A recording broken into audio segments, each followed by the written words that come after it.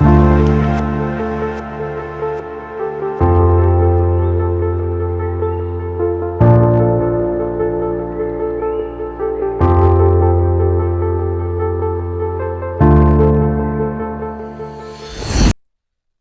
दोस्तों, मैं डॉक्टर नसीब ग्वालियर से।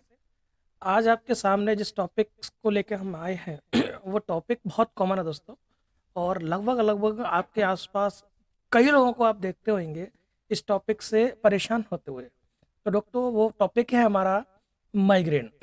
दोस्तों कई बार आपने इसके बारे में सुना होगा, पढ़ा होगा, और इवन आप कई लोग तो आपके इससे परेशान भी होंगे।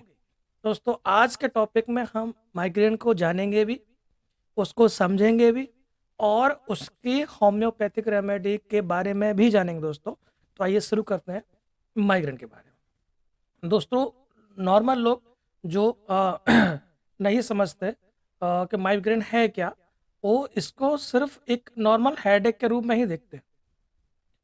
तो ये थोड़ा सा नॉर्मल हेडेक से हटकर हेडेक है, ठीक है ये हेडेक है, बट इसमें अंतर है क्या, इसको समझ लेते हैं। तो माइग्रेन हमारा कब हम बोल रहे हैं इसको, इसमें है क्या, रिकरेंट अटैक ऑफ हेडेक।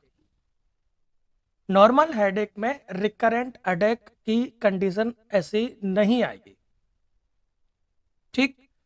दूसरा सवाल उठता है कि इसकी वैरायटी, यानी इसमें जो वेरिएशन है इंटेंसिटी के, वो और ड्यूरेशन दोनों अलग अलग हो सकते हैं पर्सन टू पर्सन। किसी को ये 10 दिन रह सकता है, किसी को 5 दिन रह सकता है, किसी को 1 दिन रह सकता है, डिपेंड करता है पर्सन टू पर्सन। ठीक। किसी किसी केस में ये नोजिया, वोमिटिंग और मूड डिस्टरबेंस के साथ में देखने को मिलता है दोस्तों। माइग्रेन बहुत खतरनाक टाइप का हेडेक होता है, मैक्सिमम केस में इससे फीमेल परेशान रहती है। इसके पैराग्जिस्म आते हैं, एपिसोड आते हैं इसको, खासकर लोगों को जो लोग इससे परेशान हैं वो बताते हैं, उनकी हिस्ट्री में ये मालूम देखने को मिलता है कि इसके साथ साथ मैक्सिमम लोगों को वॉमिटिंग और नोजिया या विजुअल डिस्टरबेंस देखने को मिलता है साथियों। दोस्तों ये होता क्यों है, इसके पीछे का रीजन क्या है, ये हम समझ लेते हैं, यानी इसकी इटियोलॉजी। कमाल की बात तो ये है दोस्तों कि इसकी इटियोलॉजी के बारे में किसी को भी एग्जैक्ट नहीं पता, इसीलिए अंग्रेजी में इसका ट्रीटमेंट बहुत ज्यादा है ही नहीं। सिर्फ वो पेन किलर आपको दे देंगे, उससे ज्यादा उनके पास उसमें कुछ है ही नहीं। ठीक। तो इसको समझने के लिए आपको इसके प्रेसिपिटेटिंग फैक्टर समझना चाहिए, यानी वो फैक्टर जो इसको लेके आते हैं दोस्तों।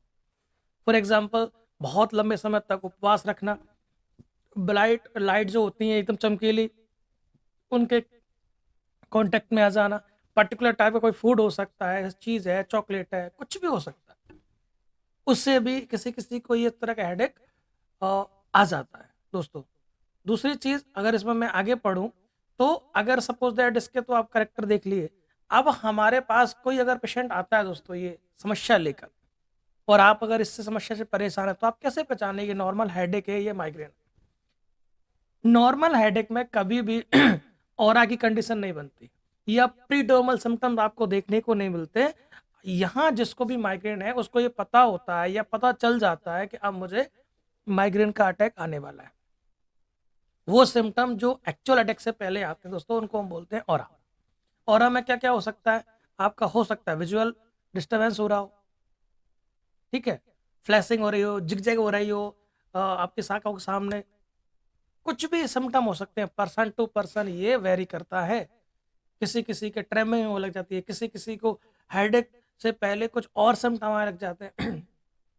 ठीक, तो उनको बोलते हैं ऑरा दोस्तों। जैसे फॉर एग्जांपल इस चार्ट के थ्रू अगर हम समझना चाहें, तो सबसे पहले प्रीडोम स्टार्ट होते हैं, इरिटेबिलिटी हो सकता है, डिप्रेशन हो सकता है, मूड चेंज हो सकते हैं। फिर एक्चुअल में आता है आपका ऑरा, जिसमें हो सकता है आपको विजुअल डिस्टर्बेंस हो या कोई और सिम्टम आ जाए। और जो मेन है, जो आपको ऊपर की लकीर दिखी हुई मिल रही है सबसे ऊपर, उसको है हेडेक।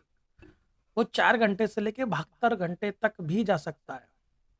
थ्रोविंग टाइप का हेडेक हो, बहुत भयानक, ऐसा लगता है कि सिर को दीवार में मार दो आप, बिल्कुल मरने तक की इच्छा करने लग जाता पेशेंट के साथ, अब हमसे नहीं झिल रहा है।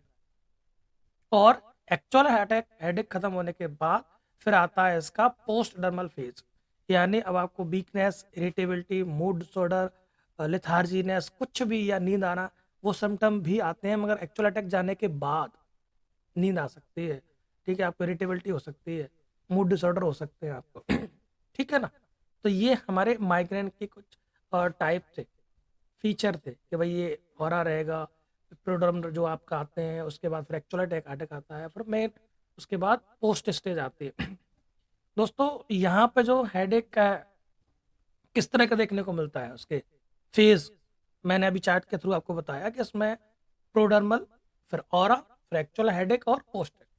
उसके बाद कई लोग हमसे पूछते हैं, हालांकि कॉमन लोगों को इससे कोई फर्क नहीं पड़ता कि हेडेक माइग्रेन के टाइप कितने हैं। मगर अगर आप मेडिकल स्टूडेंट्स हैं या प्रैक्टिशनर हैं तो आपके लिए ये नॉलेज बहुत ज़रूरी है कि माइग्रेन में भी टाइप होते हैं, common migraine, basilar migraine, hemiplegic migraine. ये नाम क्यों पड़े?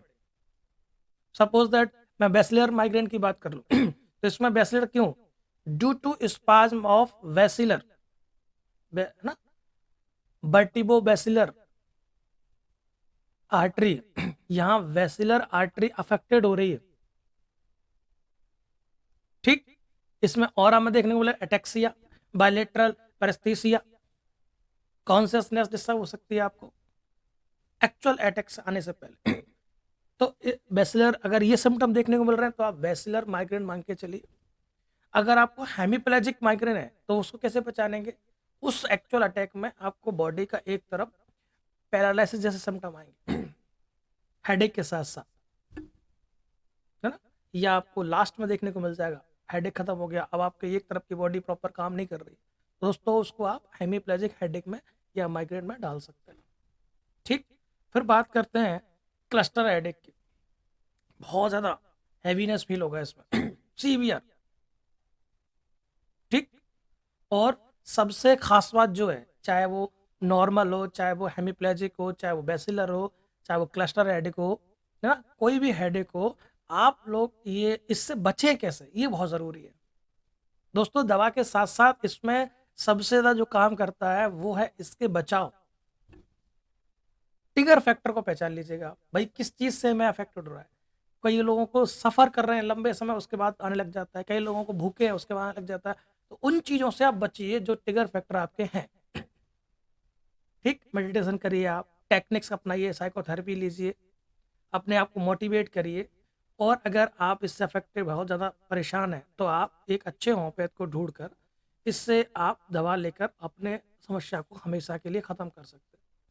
तो दोस्तों जो कॉमन दवाइयाँ हैं माइग्रेन की वो मैं आपके सामने रख रहा हूँ। वैसे तो मैं हर एग्जाम्पल में अपने हर लेक्चर में ये बोलता हूँ कि बेस्ट दवा वो होती है जो सिम्टम के आधार पर चूज़ की जाती है पर्टिकुलर पर्सन की। बट फिर भी जो कॉमन दवाइयाँ यूज की जाती हैं इस तरह के हेडेक में वो कुछ इस तरह है, जैसे कि नक्सवाम। अगर दोस्तों आप नक्सवाम को देखें तो इसका पेशेंट कैसा होगा?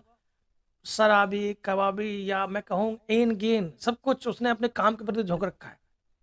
गुस्सैल होगा, हर बात उसको गुस्से में कहनी है ना। ड्रिंक कार्ड भी हो सकता है वो, कोई टाइम टेबल नहीं है, अपनी जिंदगी को लगे चल रहे हैं, लगे चल रहे हैं डिबाउचरी उनको हम बोलते हैं, डूबे पड़े हुए हैं। अगर ऐसा कोई पेशेंट आपको देखने को मिल रहा है, गैस्ट्रिक कंप्लेंट साथ में लेके आ रहा है, तो आप नक्सवाम का सोच सकते हैं दोस्तों। फिर बात करें दोस्तों बेलाडोना की, स्पेशली राइट साइड हेडेक होता है जो कि आप सब लोग जानते हैं, थ्रोविंग टाइप का, ऐसे ऐसा लगेगा सिर फट रहा है, लाइट से उसको परेशानी आएगी, specially right side headache affected करता है, तो आप बेलाडोना के बारे में सोच सकते हो दोस्तों। फिर एक और मेडिसिन आती है दोस्तों सैंग्यूरिया अगर आप ठीक से देख पा रहे हैं तो पेन स्टार्टिंग है मॉर्निंग में, ऑक्सीपिट से आपको उधर स्टार्ट हो रहा है, फिर आपको कहाँ आ रहा है? Over the head and settle the eye, right eye especially sanguinaria. अगर ऐसा कुछ देखने को मिल रहा है तो आप सैंग्यूरिया के बारे में सोच सकते हैं दोस्तों। फिर नेक्स्ट मेडिसिन के बारे में सोचिए हम, आयरिस बर्स। वंडरफुल रेमेडी है आपकी आयरिस बर्स। इसका जो हेडेक होता है पार्सली ब्लाइंडनेस के साथ में देखने को मिलता है, ऐसे रिंग टाइप की बन जाती है आपके विजन में। आयरिस बर्स गैस्ट्रिक कंप्लेंट साथ में लिए रहता है।